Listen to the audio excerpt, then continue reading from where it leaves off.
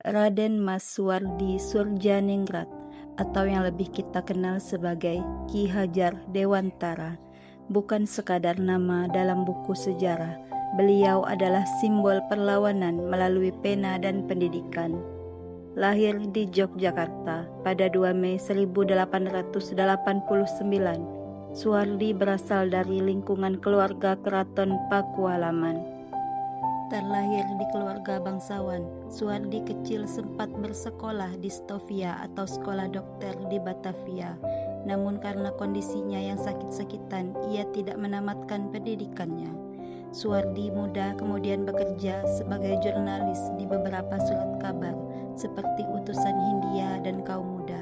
Selain menulis, ia juga aktif berorganisasi. Pada tahun 1912, Suwardi bersama Dowes Dekker dan Cipto Mangunkusumo mendirikan partai politik pertamanya di Hindia Belanda yang bertujuan untuk mencapai kemerdekaan bangsa Indonesia.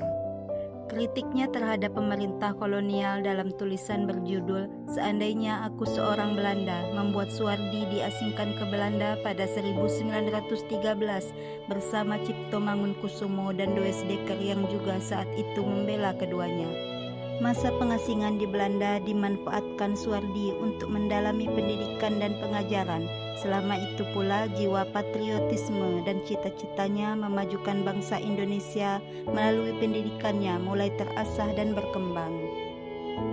Sekembalinya ke tanah air pada tahun 1922, ia mendirikan National Underwich Institute Taman Siswa atau Perguruan Nasional Taman Siswa. Sekolah ini menjadi tonggak sejarah karena memberikan kesempatan bagi rakyat jelata untuk mendapatkan pendidikan yang setara dengan para bangsawan.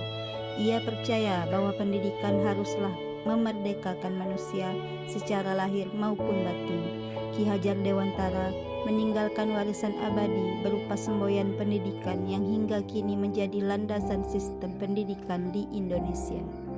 Setelah Indonesia merdeka, beliau diangkat menjadi Menteri Pendidikan, Pengajaran, dan Kebudayaan yang pertama. Beliau wafat pada 26 April 1959 di Yogyakarta. Sebagai bentuk penghormatan atas jasanya yang luar biasa, hari kelahirannya 2 Mei ditetapkan sebagai Hari Pendidikan Nasional. Ki Hajar Dewantara meninggalkan warisan abadi berupa semboyan pendidikan yang hingga kini menjadi landasan sistem pendidikan di Indonesia. Ing ngarso sung tulodo, ing madyo mangun karso, tuturi handayani, yang berarti di depan memberi contoh, di tengah memberi semangat, di belakang memberi dorongan. Ketiga semboyan Ki Hajar Dewantara itu kemudian menjadi semboyan dalam pendidikan di Indonesia. Bahkan bagian dari semboyan ciptaannya, yaitu Tuturi Handayani, menjadi bagian dari logo Kementerian Pendidikan dan Kebudayaan.